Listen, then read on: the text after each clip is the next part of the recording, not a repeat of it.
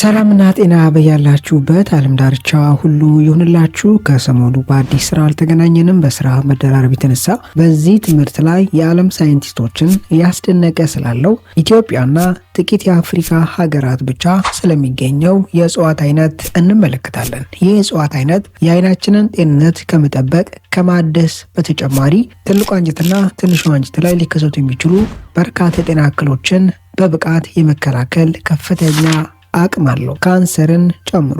እነዚህን ለአብነት ያክል ጠቀስኩላችሁ እንጂ ሌሎች ዘርፈ ብዙ ጥቅሞችን ለሰውነታችን ይሰጣል የምንመለከታቸው ይሆናል። እያንዳንዱ የማነሳቸው ሀሳቦች በበርካታ ጥናቶች፣ ምርምሮች ተቀባይነትን ያገኙ ሳይንሳዊ መሰረት ያላቸው ብቻ ናቸው። በጥሞና ካዳመጣችሁኝ ከቤታችሁ ሆናችሁ ያለምንም የጎንዮሽ ጉዳት እንዴት ጤናችሁን መጠበቅ እንደምትችሉ የሚያግዛችሁን እውቀቶች ታገኛላችሁ። ከብዙ አክብሮትና ትህትና ጋር ይህን ትምህርት ወደ እናንተ ሲመጣ ብዙ ሰዓታትን ፈጅቼ ለእናንተ በሚመችና በሚስማማ መልኩ አዘጋጅቼ ነውና ላይክ ማድረጋችሁን አትዘንጉ። የእናንተ ላይክ ይህ ትምህርት ብዙ ሰው ጋር እንዲደርስ፣ እንዲማሩበት፣ እንዲጠቀሙበት ያደርጋል። የዩቲዩብ አልጎሪዝሙን በመደገፍ ትምህርቱን ለሌሎች ሰዎችን በማጋራት እንዲጠቀሙበት እናድርግ። ለቻናሌ አዲስ የሆናችሁ ሰዎች ዶክተር ዳኒ ይባላለሁ። ቻናሌን ሰብስክራይብ በማድረግ ከጎን ያለውን የደውል ምልክት አንድ በመጫን በመለቃቸው ትምህርቶች የራሱንና የቤተሰቡን ጤና ይጠብቁ።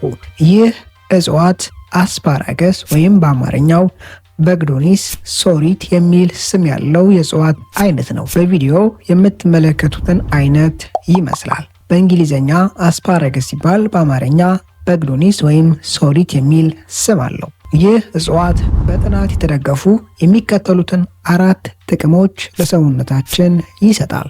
አንደኛ፣ የአይናችን በይበልጥ ሬትና ተብሎ የሚጠራው የአይናችን ክፍል ጤንነትን በከፍተኛ ደረጃ ያድሳል።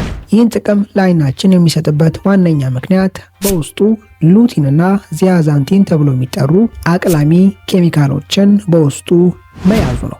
ሉቲንና ዚያዛንቲን ተብሎ የሚጠሩ የኬሚካል አይነቶች አቅላሚ ፒግመንት ኬሚካል ሆነው ከፍተኛ የአንቲኦክሲዳንትነት ባህሪ ካላቸው ሰውነታችን ውስጥ ስቶር ከሚደረጉ የኬሚካል አይነቶች ሰውነታችን አይናችን ላይ የሚያጠራቅማቸው ብቸኛ አቅላሚ ፒግመንት ኬሚካል አይነቶች ናቸው። ሰውነታችን ሌሎች የአቅላሚነት ይዘት ያላቸው በተመሳሳይ መልኩ ከፍተኛ የአንቲኦክሲዳንትነት፣ ይህ ማለት ሰውነታችን ውስጥ ያሉ የተለያዩ ክፍሎች ላይ ሊደርሱ የሚችሉ አደጋዎችን የመከላከል ብቃት ያላቸውን ኬሚካሎች በውስጡ ቢያጠራቅምም ሉቲን እና ዚያዛንቲን ተብሎ የሚጠሩ የኬሚካል አይነቶች አይናችን ላይ በዋነኝነት የሚጠራቀሙ ስቶር የሚደረጉ ብቸኛ የኬሚካል አይነቶች ናቸው። እነዚህ የኬሚካል አይነቶች ሬትና ተብሎ የሚጠራው አይናችን ክፍል በይበልጥ ለተለያዩ አደጋዎች ተጋላጭ የሆነው ይህ የአይናችን ክፍል ላይ ሊደርሱ የሚችሉ በርካታ አደጋዎችን፣ ጉዳቶችን ይከላከላሉ። አንደኛው የሚከላከሉት ኦክሲዴሽን ተብሎ የሚጠራው የአይናችን ክፍሎች ሴሎችን በላቀ ደረጃ ሊጎዳ ሊያጠቃ የሚችለውን ኬሚካላዊ ለውጥ ይከላከላሉ። ኦክሲዴሽን ተብሎ የሚጠራው ኬሚካላዊ ለውጥ ጊዜያዊ የአይን እክልን ከማስከተል ጀምሮ ውስብስብ የሆኑ የአይን እክሎችን ሊያስከትል ይችላል። ሉቲንና ዚያዛንቲን ተብሎ የሚጠሩ እነዚህ ኬሚካሎች ይህን አደገኛ የሆነ ለአይናችን ጤንነት ጸር የሆነ ኬሚካላዊ ለውጥ የማቋረጥ የመከላከል ብቃት አላቸው። ሌላው ከፀሐይ ብርሃን ከምንጠቀመው ስልክና ሌሎች ኤሌክትሮኒክስ መሳሪያዎች ወደ አይናችን የሚገቡ ከፍተኛ ኢነርጂ ኃይል ያላቸውን ብሉ ላይት ተብሎ የሚጠሩ ሰማያዊ ብርሃኖች ፊልተር የማድረግ የማጣራት ወደ አይናችን ገብተው ሬትና ላይ ጉዳት እንዳያስከትሉ ፊልተር የማድረግ ስራንም ይሰራሉ። ከዚህ በፊት እንደተመለከትነው አይናችን ከፀሐይ ብርሃንና ከተለያዩ ኤሌክትሮኒክስ መሳሪያዎች የሚወጡ ብሉ ላይት ተብለው የሚጠሩ ሰማያዊ ብርሃን ብለን የምንጠራቸው ከፍተኛ የሆነ ኃይል ኢነርጂ የያዙ እነዚህ ላይቶች ሙሉ በሙሉ በራሱ ፊልተር የማድረግ የማጣራት አቅሙ ዝቅተኛ ነው ብያቸዋለሁ። እነዚህ ብሉ ላይቶች ሰማያዊ ብርሃኖች በቀጥታ ሬትና ጋር ሳይጣሩ ከደረሱ ሬትና ጋር ያሉ ሴሎችን በመጉዳት በማጥቃት ኦክሲዴሽን ተብሎ የሚጠራውን ጎጂ የሆነ ኬሚካላዊ ለውጥ በመቀስቀስ የተለያዩ አደጋዎችን ሊያስከትሉ ይችላሉ።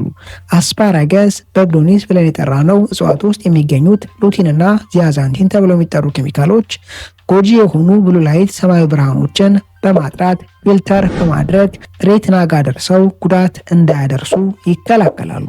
ለምሳሌ ያክል አንድ ሰው ሬቲና ብለን የጠራነው የአይኑ ክፍል ላይ ሊደርሱ የሚችሉ አደጋዎችን በብቃት ለመከላከል እንዲረዳው በቀን ውስጥ በአማካኝ 10 ሚሊግራም ሉቲንና 2 ሚሊግራም ዚያዛንቲን ለሰውነቱ ከምግብ ማቀበል ይኖርበታል። በእንዲህ አይነት መንገድ ለሰውነታቸው ሉቲንና ዚያዛንቲን ተብሎ የሚጠሩ ኬሚካሎችን አቅላሚ ኬሚካሎችን ለሰውነታቸው ለአይናቸው የሚያቀብሉ ሰዎች አይናቸው ላይ ሊከሰቱ ለሚችሉ የተለያዩ እክሎች የመጋለጥ እድላቸው በላቀ ደረጃ የወረደ የቀነሰ ነው። አስፓራገስ በግዶኒስን አዘውትረን በመመገብ ምግባችን ውስጥ በማካተት የአይናችንን ጤንነት መጠበቅ ማሻሻል እንችላለን። ሁለተኛው በግዶኒስ አስፓራገስ በውስጡ ኢኖሊን ተብሎ የሚጠራውን የፋይበርነት ባህሪ ያለውን ኬሚካል ፋይበር በውስጡ ይዟል። ይህን ፋይበር መያዙ እኛ አስፓራገስን ስንመገብ በግዶኒስ ብለን የጠራነውን ይህ ኢኖሊን ሳይፈጭ ትልቁ አንጀት ጋር በመድረስ ትልቁ አንጀት ጋር ላሉ ጤናማ ባክቴሪያዎች ማይክሮባዮምስ ተብሎ ለሚጠሩ እንደ ምግብነት በማገልገል የእነዚህን ባክቴሪያዎች ቁጥር ይጨምራል። ለአብነት ያክል ላክቶ ባሲለስ እና ባዮፊዶ ባክቴሪየም ተብሎ የሚጠሩ ወይም ባክቴሪያ ብለን የሚጠራቸውን እነዚህን የባክቴሪያ አይነቶች ቁጥርና ብዛታቸውን ይጨምራል። የእነዚህ ባክቴሪያዎች ቁጥርና ብዛት በሰውነታችን ውስጥ መጨመር አንደኛ ከምንመገባቸው ምግቦች ውስጥ ምንፈልጋቸውን ሰውነታችን የሚፈልጋቸውን ንጥረ ነገሮች፣ ቫይታሚኖች በበቂ መጠን ያለምንም ከልካይነት ማግኘት ማስቀረት እንዲችል ያደርጋል። ሁለተኛ በሽታ የመከላከል አቅምን ከፍ ያደርጋሉ። ሶስተኛውና ዋነኛው እኛ አስፓራገስን ስንመገብ በግዶኒስ ብለን የጠራነውን ይህ ኢኖሊን በእነዚህ ባክቴሪያዎች ሲፈጭ ሲብላላ እነዚህ ባክቴሪያዎች አያይዘው ሾርት ፋቲ አሲድ ተብሎ የሚጠሩ በዋነኝነት አሲቴት፣ ቢትሬት እና ፕሮፓዮኔት ተብሎ የሚጠሩ እነዚህን ኬሚካሎች ፋቲ አሲድ ኬሚካሎች በማምረት የአንጀታችንን ጤንነት ያሻሽላሉ፣ ከፍ ያደርጋሉ።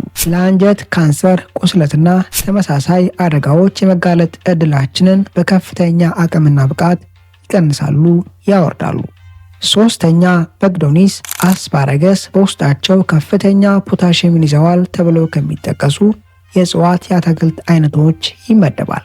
በግዶኒስ በውስጡ ከፍተኛ ፖታሺየምን መያዙ በሰውነታችን ውስጥ ሊከሰት የሚችል ከመጠን የበዛ የሶዲየም መጠንን መቆጣጠር እንድንችል በማድረግ የደም ግፊትን ለመቆጣጠር ያግዛል። አራተኛ ሩቲን ተብሎ የሚጠራውን የፍላቮኖይድ ኬሚካል አይነት መያዙ የአንቲኦክሲዳንትነት ባህሪ ለሰውነታችን እንዲሰጥ ብቁ አድርጎታል። አንድ ምግብ ከፍተኛ የሆነ አንቲኦክሲዳንትነት ባህሪ ያለው ማለት በውስጡ በሰውነታችን ውስጥ በተለያየ ሁኔታና አጋጣሚ የሚፈጠሩ ፍሪ ራዲካል ተብለው የሚጠሩ ጤናን የሚያቃውሱ እነዚህን ኬሚካሎች የማምከንና ጉዳት ሊያደርሱ ወደማይችሉ ተራ የኦክሲጅን ሞለኪውል የመቀየር አቅም አለው ማለት ነው። ይህን አቅም ሩቲን ተብሎ የሚጠራው በግዶኒስ ውስጥ ያለው ኬሚካል ለሰውነታችን በመስጠትና በማቀበል መላው ጤናችንን ይጠብቃል፣ ያሻሽላል። በይበልጥ ለበርካታ በሽታዎች መነሻ ምክንያት የሆነውን ኢንፍላሜሽን፣ የሴሎች የህዋሳት እብጠት መቆጣትና ተመሳሳይ ስርዓት ያቋርጣል፣ ይከላከላል። አራተኛውና የመጨረሻው በግዶኒስ በውስጣቸው ቆንጆ የቫይታሚን ቢ9 ወይም ፎሌት ብለን የምንጠራውን ይዘዋል ተብለው ከሚጠሩ እጽዋቶች መካከል ይመደባል። በይበልጥ የማርገዝ እድልና ሁኔታን ከመጨመር አንጻርና ከእርግዝና በኋላ ጤናማ የእርግዝና ወራት እንዲኖር ያለው አስተዋጽኦ የላቀ ነው። እነዚህን አራት ጥቅሞች በግዶኒስ አስፓራገስን አዘውትረን በመመገብ ለሰውነታችን ማቀበል እንችላለን። በዛሬው ትምህርታችን ላይ ጠቃሚ ሀሳቦችን፣ ምክሮችን እንዳገኛችሁበት ተስፋ አድርጋለሁ። በግዶኒስ አስፓራገስን እናንተ በሚመቻችሁ መንገድ አዘጋጅታችሁ መመገብ ትችላላችሁ። የአዘገጃጀት ቪዲዮ የምትፈልጉ ከሆነ በቀጣይ እኔ በግዶኒስን ለራሴ የመመገብበትን መንገድ ለእናንተ ይዤላችሁ ልቀርብ እችላለሁ። ሀሳባችሁን ኮመንት ላይ አስቀምጡልኝ። በቀጣይ በአስተማሪ ቪዲዮ እስከምንገናኝ መልካም ጊዜ ይሁንላችሁ ባይ